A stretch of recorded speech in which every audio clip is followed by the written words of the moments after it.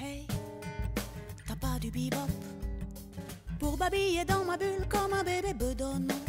Traque le truc, mûche tout en tétouillant, des artifices de tétons tordus. Nous avons quitté la Croatie pour aller en Belgique.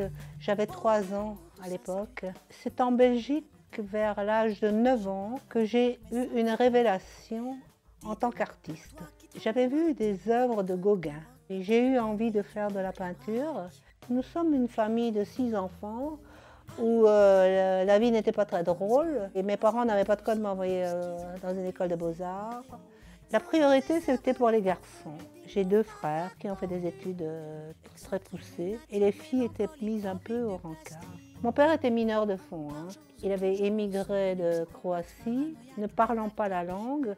Quand il y avait un rabatteur d'ouvriers, il ne savait pas pourquoi il venait en Belgique. Et quand il est descendu dans la mine, on lui avait payé l'aller, mais pas le retour. On ne peut plus partir, il faut absolument continuer sa vie ici.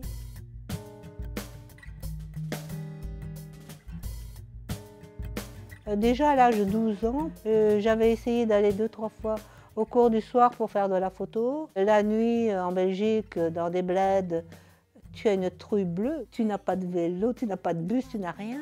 Donc j'allais à pied, je faisais 5-6 km à pied, 5-6 pour revenir. Et j'étais à 2-3 cours de photo, j'aimais beaucoup ça. Mais impossible d'y aller tout le temps parce que j'avais été 2-3 fois agressée. Et alors je me dis, je ne peux pas continuer comme ça. Il a fallu que je fasse quelque chose pour aider ma famille et surtout mes plus jeunes frères et sœurs. Et j'ai dit, il faut qu'ils aillent à l'école. Et alors j'ai rencontré une amie. J'ai dit, comment tu vas? Elle me dit, je vais très bien, je gagne beaucoup d'argent. J'ai dit, comment tu fais? Elle me dit, mais tu sais, j'ai ouvert un salon de coiffure. Comme j'étais très douée des mains, j'ai dit, pourquoi pas? Alors je suis allée dans une école privée pendant 1 an. J'ai eu tous les grands prix, j'ai servi de modèle parce que j'avais de très très beaux cheveux. Et grâce au directeur des mines, j'ai pu ouvrir mon salon. À l'époque, j'ai épousé un artiste peintre belge, très jeune. Et je lui avais dit, tu feras de la peinture, mais moi je travaillerai. Et quand tu auras fini tes études, tu seras prof aux Beaux-Arts. Comme ça, je pourrai aussi me mettre à faire de la peinture. Et il n'a jamais tenu parole, alors du coup, c'est comme ça que je me suis retrouvée à Nice, à Beaujour. J'ai une amie qui me dit, mais qu'est-ce que tu t'emmerdes là-bas? Elle me dit, j'ai un cousin qui part à Sospel, dans l'arrière-pays niçois, et il y a une famille là-bas qui reçoit tous les paumés de la terre. C'est mon cas en ce moment, donc j'avais prévenu personne que je partais. J'avais préparé des valises. J'ai gagné énormément d'argent, mais je travaillais de 5 h du matin à 9 h du soir. Il n'y a pas que l'argent dans la vie, quoi. Si on n'est pas satisfait mentalement, il y a un truc qui ne va pas, quoi. Il n'y a personne qui s'était rendu compte de quoi que ce soit, ni mon mari. Et alors, je suis partie. Quand je suis arrivée à Sospel, mon âme charitable a voulu que j'aide ces gens-là. Ils habitaient dans une maison, alors pourrie. J'ai aidé, même à faire de la construction, à monter des murs. Au bout d'1 mois, je me suis dit, mais c'est impossible de continuer comme ça. Je me suis rendue à Nice pour aller changer de l'argent dans une banque. J'étais un peu gonflée, mais je suis quand même allée à la Villa Arson. Et le directeur me dit, vous savez, vous ne pouvez pas être élève libre parce qu'il n'y en a jamais eu. J'ai dit, mais pour une fois, ça pourrait se faire. Alors, il me dit, écoutez, vous passez l'examen comme tout le monde et on verra. Et alors, quand j'ai eu passé l'examen, vraiment, j'étais haut la main devant tout le monde. Et il m'a dit, mais pourquoi vous ne faites pas les 5 années? Après, vous pourriez être prof. Moi, j'ai dit, mais moi, je ne suis pas venue pour être prof, je suis venue pour être artiste. J'ai suivi les cours pendant 2 ans. Et la première année, j'ai eu la chance que César cherchait un assistant, une assistante. César, à l'époque, était déjà malade. Donc, c'était en 73. Il dormait énormément. Donc, pendant ce temps-là, moi, je me servais de tous ces outils. Je faisais tout comme lui. Je faisais des compressions. Et il les signait. C'était drôle, quoi. C'était un homme à femme. Et il s'accrochait. J'en pouvais plus. Moi, j'étais là pour étudier, pour apprendre. Et donc, je me suis tirée carrément, quoi. Du coup, je me suis mise à travailler. Et la chance continue à me sourire. J'ai eu une première exposition très vite au musée de Saint-Paul-de-Vence, préfacée par André Verdet, qui est quand même quelqu'un de connu. Il y a aussi le musée de l'art brut de Lausanne, qui avait ouvert une section neuve invention. Il m'a acheté 5 tableaux d'un coup, des grands tableaux avec des papiers découpés sur lesquels je retravaillais à l'encre blanche.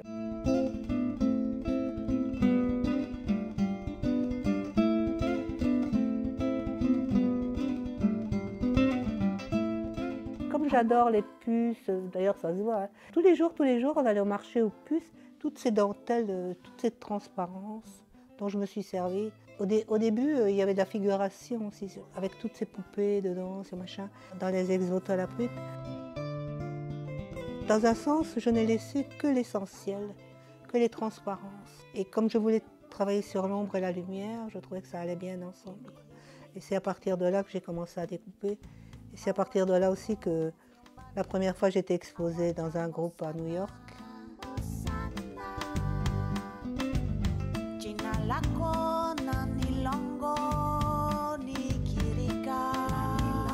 Quelque part, c'était aussi pour faciliter ma vie, mais surtout l'adversion pour les encadrements. Quand je vais dans un musée et que je vois un très très beau tableau de Van Gogh avec un cadre énorme en or, je trouve ça ridicule, quoi. Je ne pense pas que Van Gogh aurait mis un truc pareil. Moi, je suis plutôt vers le constructivisme. Je serais plutôt pour les Russes, comme tous les gens qui ont travaillé avec Malevich, tout ça.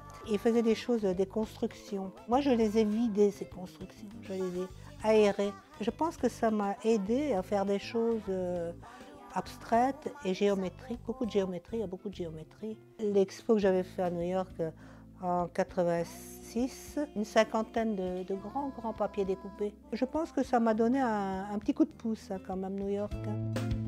En France, je vous dis, les femmes, elles n'ont pas de chance. Dans l'école de Nice, moi, je m'entendais mieux avec les anciens, avec Armand, César. Par exemple, quelqu'un comme Fary, ils étaient un peu jaloux parce que j'avais des commandes. Mais j'y peux rien, moi, si les gens aimaient bien qu'on me commandait. La grande sculpture que j'ai faite à Poussane, je suis restée 40 jours sur place pour la faire.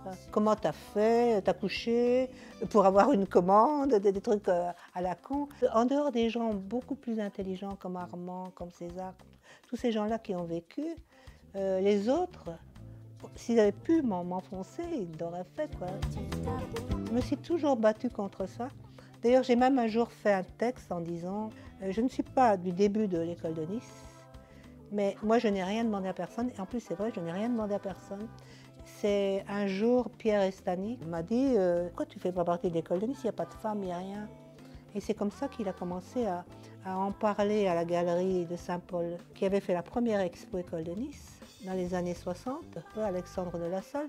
Et alors, et sa femme, son épouse, c'était France Delville, qui a écrit la part féminine de l'école de Nice. Elle aimait beaucoup ce que je faisais. Donc elle a un peu poussé aussi parce qu'elle écrivait pour son mari. Et en tant que femme, on se tient un peu les coudes. C'est tellement dur. Un barjot en tout genre, saugrenu, psychopathe, paranoïaque, tête à claque. Salut à vous, humains malmenés par la vie que vous vélez dans vos cerveaux. Revigore la vache et le veau. De La Salle me dit, tu sais quoi, on va faire une expo et je t'insère dans l'école de Nice.